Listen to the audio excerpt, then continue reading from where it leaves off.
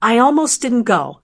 My brother's engagement party was being held at one of those expensive venues designed to remind you who mattered and who didn't.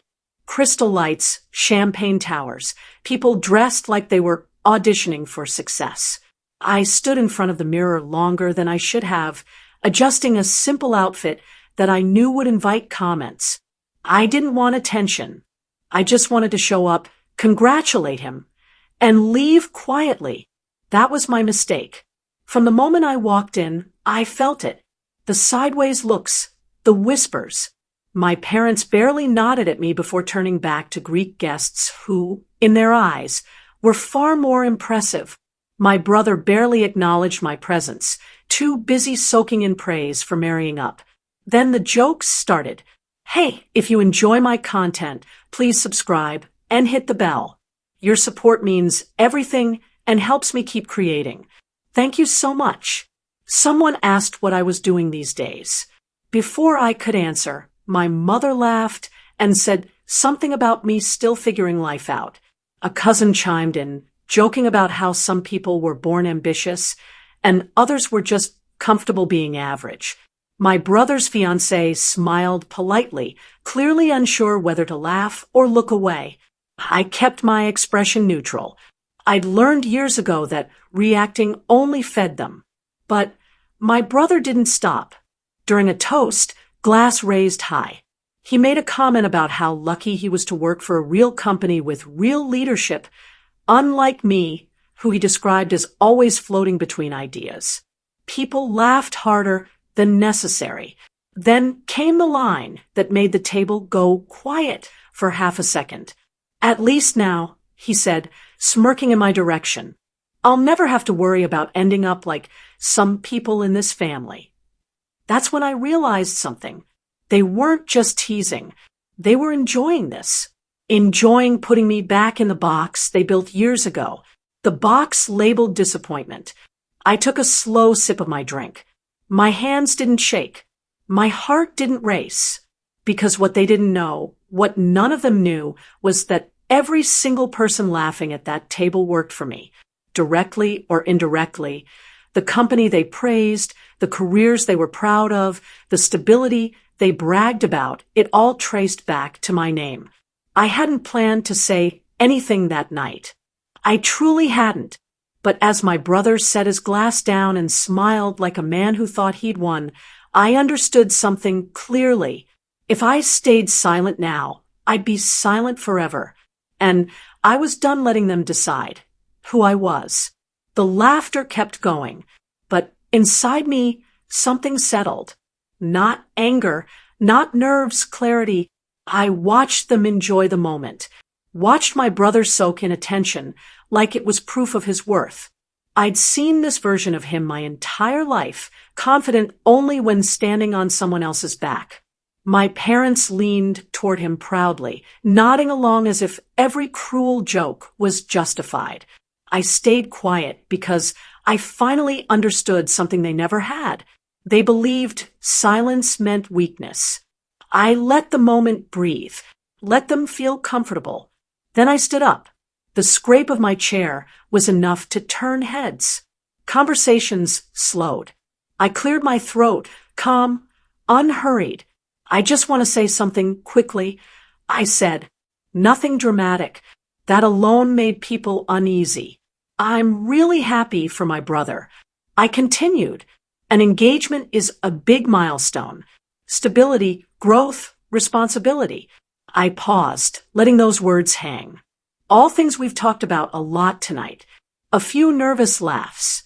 But there's something I think everyone here should know, I said, turning slightly so the entire table could see me, especially the people who work very hard every day to support the company that's provided so much for this family. My father frowned. My brother shifted.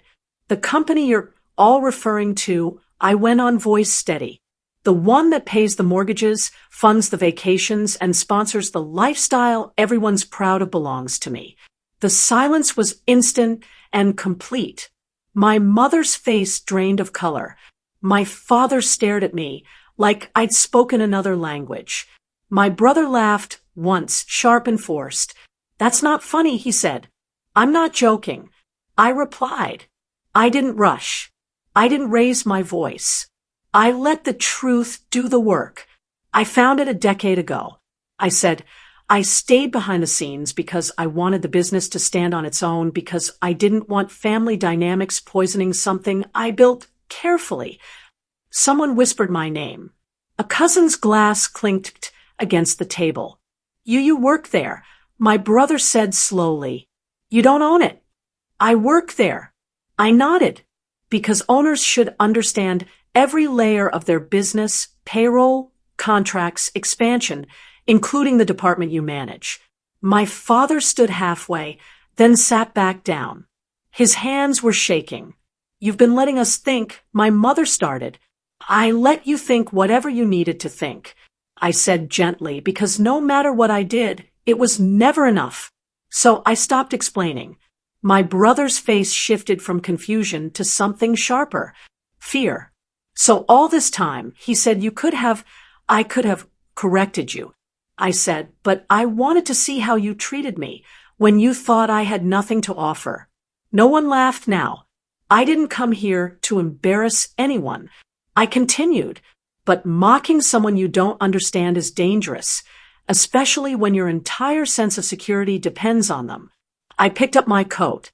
Enjoy the party, I said, and congratulations again. As I walked away, the room stayed frozen.